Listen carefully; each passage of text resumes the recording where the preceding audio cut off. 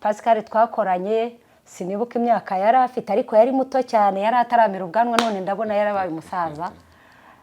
Icyo gihe rero jewe nari ngifite imyaka niba ari 37, hagati ya 37 na 38.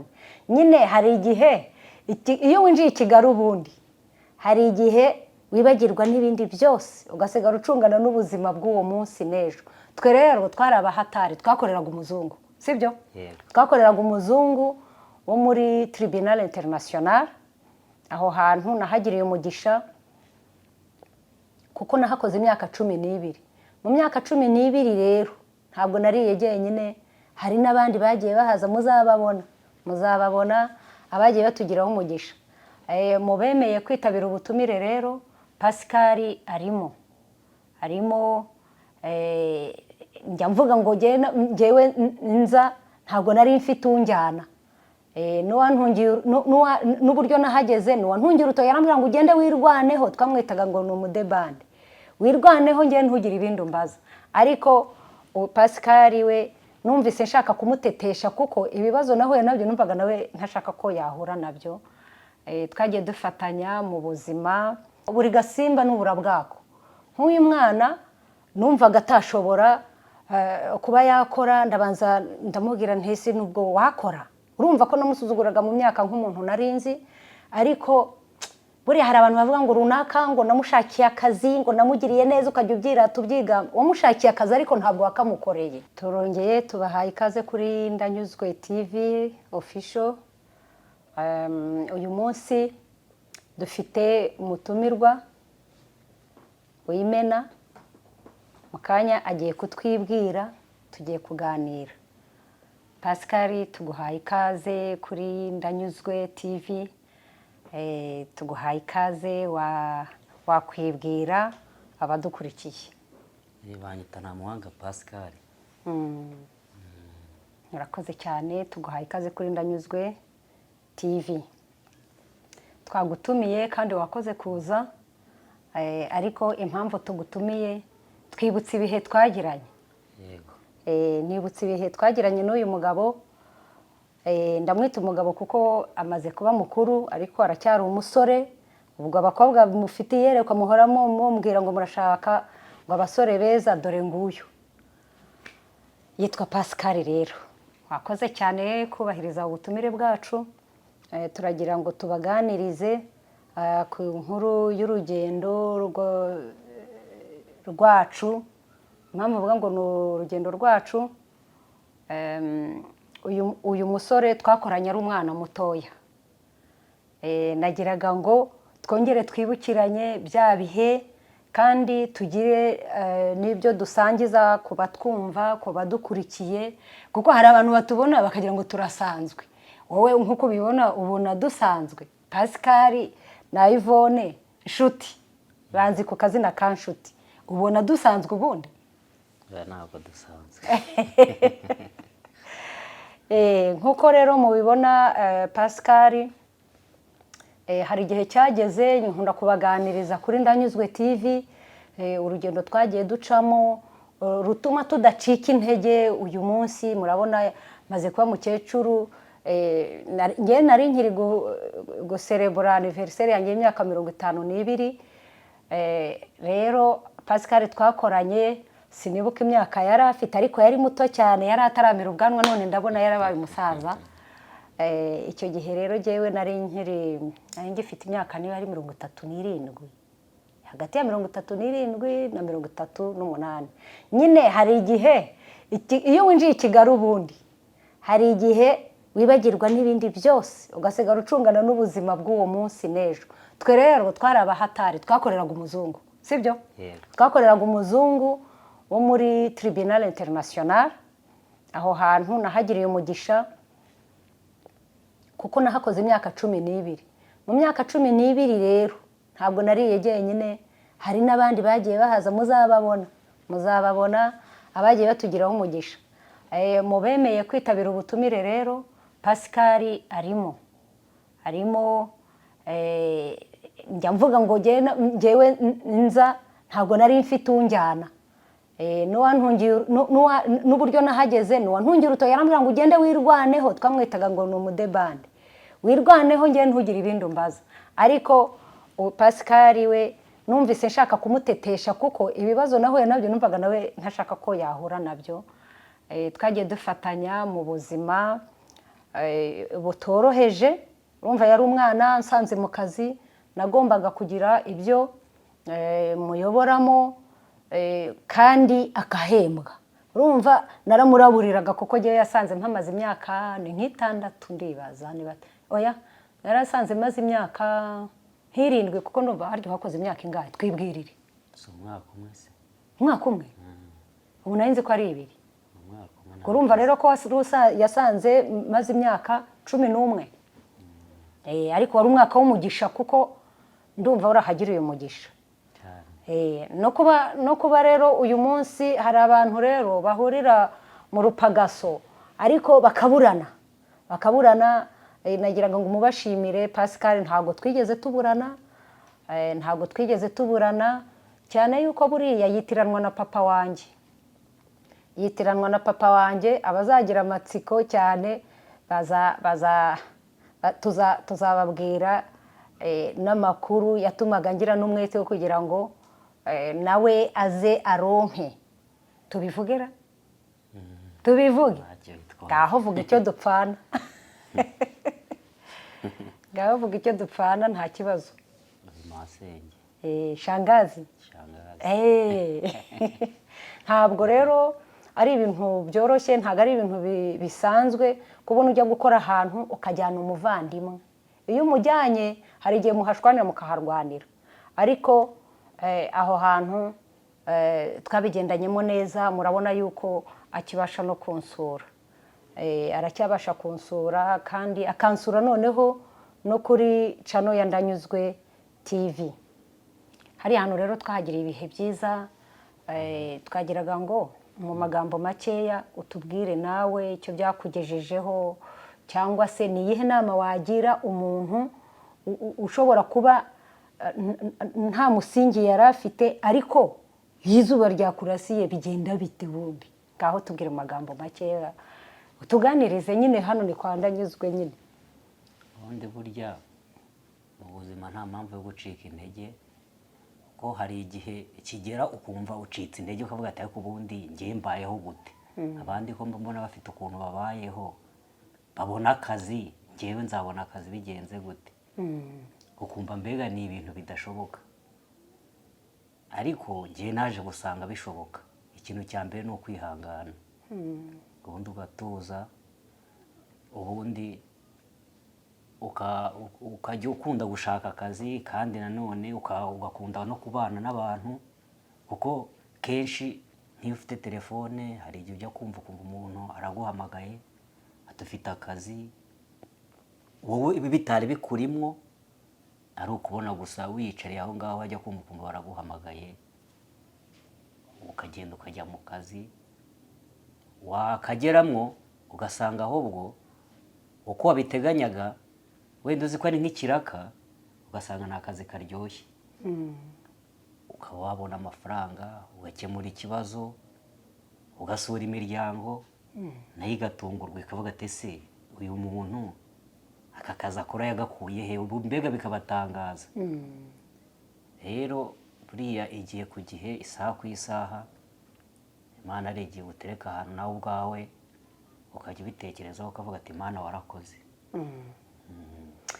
Murumva rero abadukurikiye, abatwumva, ni ukuvuga ngo ubutumwa dufite uyu munsi ni uvuga ngo ntukwiriye gusuzugura umuntu. Dushatse twavuga ngo buri gasimba n'ubura bwako. Nk'uyu mwana numvaga atashobora kuba yakora, ndabanza ndamubwira ntese nubwo wakora. Urumva ko namusuzuguraga mu myaka nk'umuntu narinzi, ariko buriya hari abantu bavuga ngo runaka ngo namushakiye akazi, ngo namugiriye neza, ukajya ubyira tubyiga. Wamushakiye akazi ariko ntabwo wakamukoreye. Wamushakiye akazi ariko ntabwo wakamukoreye. Icya mbere ni ukumubera nk'ikiraro, sibyo? Iteme cyangwa se ukamuteza muri make ikintu ukenewe muri ubu buzima. Teza umuntu intambwe imwe izindi ntabwo uzazimuterera. Ikindi wisuzugura umuntu ukihumeka, sibyo? Umuntu ugihumeka wimusuzugura, wimurebera mu ishusho umurebeyemo, nka kiriya gihe abajene bakubonaga, kandi ndabizi yuko ntabwo wari uri i Kigali, ariko bamwumvise uje i Kigali baravuze ngo yigiriye kwa shangazi, ariko hageze ugira gute? Ndabatungura. Urabatungura.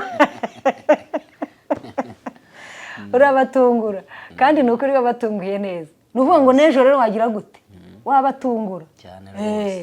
Rero ikiro ni ukutiheba cyane rwose, mu gihe ugifite ubuzima ntabyo kwiheba cyane rwose. Ikindi ntimugacishemwe abantu ijisho. Nkanjye hari abantu bakunda kuvuga ngo ukumva baransuzuguye mbemwa. Wumva shangazi umuntu umusuzugura koko wamubwira iki koko? Nk'umuntu unsuzugura akasuzugura akabona umukecuru ntacyo ashoboye. Ubu koko umukecuru ndananiwe no kuvuga, byananiye ubu. No kwibeshya cyane, buriya umuntu ni mugari. Umuntu ni mugari, sibyo? Uzasuzugura igitabo utaramara kumenya paje zikigize. Okay, wigeze kutubwira umuntu w'umugabo basuhuza akikiriza, ariko harya ngo yagiraga gute? Uramusuhuza ati mukomere muzehe, akahita akubwira ngo yego. Kumva ko mbega we umusuhuje ari yibereye mu bindi bibazo bye. Oya, hari akandi kajambo ngo yongeraga ko kabishye, ngo niba ngo hatamukundiye. Oya, iyo wamusuhuzaga ari nko guhinga cyane, nk'abapagasi bazaga kumuhingira bakageraho bakagenda, hari igihe bagarukaga kubera ko babaga baramwibye, ukumva mbega ntabishime, bakamusuhuza bamujijisha nabo, nawe akabikiriza muri ukumva ntabwo bimushimisha. muri yanjye ngo yego, wamusuhuza ngo mukomere muzehe, akahita avuga nkomera mwankundiye, ubwo mwaje ko nazongera kurya imyumbati yeze. Urumva baramukubaganiraga, ariko we akanga kubihisha kugira ngo wenda arebe ko bakwikosora. Ati mwankundiye. Muri make natwe rero hari abatadukundiye ngo dukomere cyane rwose. Rero turababwiye mwebwe mutubangamiye kugira ngo tudakomera, turabiyamye. Usibye kutubona kuri radiyo, bajyaga batwumva kuri radiyo, none ubu baratubona hehe? Kuri televiziyo. Kuri TV, Ndanyuzwe TV. Rero urabona ikindi, umuntu ngewe iyo umuntu ansuzuguye pase, ngewe ubwanjye mpita nzamura ibiciro cyane rwose. Nk'ubu reka tubwire kandi ubwo nawe nyine ubwo nibwo ugiye kubyuka. Urabona kiriya gihe twakora, uribuka ukuntu twakoraga nka Bwanakora Ngoma? Byari biryoshye. Byari biryoshye, ariko twarakoraga no stop, kuko umuzungu nanone ntiwamurira mu mibare kabisa. Ndakora rero, nkora imyaka igera kuri 20 yose. Buriya nyine iminsi hari ukuntu ikwerekeza mu bundi buzima. Burya rero byaje kugera igihe akazi karahagarara muri Covid. Hanyuma ndavuga se, sibwo ngiye kuzajya ndata inkovu z'imiri, ndabanza njya kurya show, sibyo? Saba uruhushya abana, ndatembera njya ku mazi. Jya kuruhuka hafi y'ikivu nyine. Noneho nzana ya mico rero yo mu bazungu. Kwa kundi bajyaga hari ukuntu abazungu rero batabarisha umuntu, buriya bazi kwitwara neza, bazi kwifata neza, abo ntabwo bareba ngo umuntu ngo aratuvuga ngo aratureba nabi. Natwe rero hari ukuntu byari byaradukukiye. Ndagenda sinifotoje bibidosiye. Buriya abantu baba bazi aho umuntu yaciye, bazi umuntu aho yavuye. Kandi muri iyo myaka yose ubwo nibwo nari ncitse ikiziriko, nibwo nari ntembereye bwa mbere, ariko babigira idosiye, byari ibyabo mu by'ukuri. Ahantu wajyaga ujya rwose, none umutima wabaga uri ku kazi. None kandi n'ubu urabona ko tutahinduwe n'ibihe. Sinahinduwe n'ibihe, nawe ntiwahinduwe n'ibihe. Iyo uhindurwa n'ibihe, bwa bukire wari umazemo igihe ntabwo ari no kunyoboka. Ariko urabona yuko turacyabana, Imana ishimwe kandi habwe icyubahiro. Niko bimeze kabisa. Ubwo ngo sabe umugisha mwana wanjye nka nyogosenge. Inshuti yanjye nemera kabisa. Nanjye ariko ndakwemera buriya. Kandi urakoze cyane kudusura kuri Ndanyuzwe TV. Turaprofita rero kubwira abantu uburyo twabaga ahantu. Ya nzu yitwa No Stress urayizi? Yego. Urayizi? Uzi ko nyanyivuga bakagira ngo ni amakuru. Iriya nzu. Si No Stress? yari irenze ahubwo no stress yari yari irenze yari byose. hariya twahagiriye umugisha bisobanura ngo aho umwaga utari urwabo rwisasira batanu. aha harya cyagiye hari ukuntu twahuraga twakoze nk'umunsi mukuru twaga turi nk'abantu 20 kabisa bamwe buzuraga muri sala abandi bakajya mu cyumba tugahagarara abasagutse bakambuka umuhanda ariko buri muntu n'icyo kunywa buri muntu n'icyo kunywa aho abonye akicara aho ngaho ariko tukishima tukanabyina. none ubu twicaye hehe mu madiba ariko bantu bo kuri Ndanyuzwe TV muri twicaye mu madiba twebwe aho watujyana hose upfa ko buri buduhe ku idolari njye na Pasi twakoreye idolari idola njye nanayakoreye ntanayazi icyo gihe harya kuvunjisha byagendaga bite hari abantu batabizerega mujye mubibwira n'umuntu nayaherezaga akajya kuyamvunjishiriza ubu nyine akambwira ngo havuyemo aya ngaya yashakaga kuryamo na ikibiri nkakira ariko ntabwo byabaye igihe kinini nyuma nawe waje gusimuka ukajya ujya kwivunjishiriza nyine baratubona baratwumva gusa mutwumva kuri radiyo ubu twaje kuri televiziyo nyine hari abantu nanjye ariko bari bamfungiye mu mujyi mfite amadolari 2,000 barambwira ngo ninzane irangamuntu nari nambaye ka gashakoshi nakundaga kwambara gutya ngo ninzane indangamuntu ngo ayo madolari nayavanye erega njya kuburana ndavuga ariko aba bazi nkora hehe muri TPIR koko muri Tribunal International aba bazi nkora hehe rero twarimo kuvuga ngo buri gasimba n'ubura bwako ntimukazajye musuzugura umuntu buri muntu aba afite uburyo abayeho n'ubuzima Imana yamuteganyirije kandi wowe uba uri kumusuzugura ntacyo wahinduraho nkanjye mama Baraka rwose ntago bivamo Yvonne ngewe nshuti ntago bivamo ntabwo byakora nanjye kuvuga ko ari umuntu wambwiye ngo ndi umukene i Kigali ndi umukene se gute umukene ngewe ntabwo ndi umukene kandi ngewe mbana n'abantu amahoro ngewe mbana n'abantu ashobora amahoro kuba ariko yabibonye ariko wenda atari ko biri oya wenda bishoboka ko ariko bimeze none se aho umubembe ari mpaka ubare 5 ntabwo ari na ngombwa no kubikubwira kuko n'ubundi niwe uzafata iya mbere yo kubyikuramo ibyo byose by'ubukene sibyo cyane rwose ariko niba nkennye mpaka uzubimbwira mwa reka oya ariko ndi bose ntiwabimbwira nanone nuko ariko n'ukuri kose ngo ntabwo bakuvuga ntabwo ari ngombwa kukuvuga ese wowe umuntu wambona koko yabona ndi umukene reka umuntu wakubona yabona uri umukene icyambere uri muto ufite imyaka mikeya nturangana no mukecuru nkanjye se umuntu yahera he yatangira kubizana si ibyo se ngayo nguko kuri Ndanyuzwe twabaganirije uyu munsi murabona ko twabonye umushyitsi twamwishimiye muri make twarimo dutorera nigeze kumva ngo ni ugutorera no kuganira Pascal rero turagushimiye cyane wakoze cyane kandi uzagaruke utuganirize urumva uyu munsi ni jyewe waganiriye cyane ariko urumva ko ntari kuvira mwaho niko bimeze pardon naba bagabo twakoranye bandi naba badamu nta muntu wasuhuza muri babadamu twakoranye uracyabibuka ndabibuka ngaho gira busuhuza hano kuri Ndanyuzwe TV ndasuhuza Bernadetta wari kuvuga gahoro ntari bubyumve ndasuhuza Bernadetta aho ari hose Imana imuha umugisha kuko mu gukorana nawe ntiyigeze ansunika kandi urumva ko yananyigishije n'uburyo ki umuntu ashobora kubana n'abantu mu kazi bagatandukana neza kandi bakumva isaha ku isaha igihe bakongera guhurira bahura bagasuhuzanya nta mutima mubi basuhuza n'uwo bita Dativa nawe twarakoranye ariko urebye nawe nta kibazo cyahabaye twarakoranye dukorana neza n'ubu iyo duhuye turasuhuzanya nta kibazo kandi n'uwagira akazi abona yakarangira undi mu buzima busanzwe mbega urebye ku bana ntacyo bitwaye yego urakoze cyane buriya nabo barabyumvise abo bose uvuze turacyabana amahoro kabisa urumva yuko wa muco sogokuru cyangwa se papa Pascal yadutoje n'ubundi turacyawukomeje wo gukunda Imana n'abantu bamwe muri bo rero Imana yabateje imbere ubu ni abamama b'abashumba. Bernadette ubu ni madamu umushumba, ubwo nanze kuvuga irindi zina kugira ngo tudatamburisha mbushi, ariko ubu ni umudamu w'umushumba. Umutware w'ubu ni umushumba, bameze neza. Ubu iyo mpuye nawe urazi ko nari umuririmbyi, we rero ni mama pasiteri, ubu ngenda gakeya, ari budukurikire, ari butwumve, nanjye ndamushuje, ndanamukumbuye, turanamukumbuye.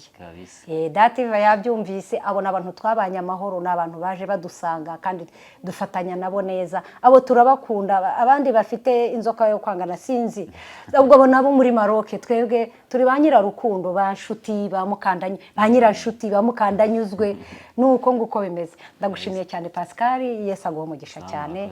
Murakoze cyane. Shalom shalom.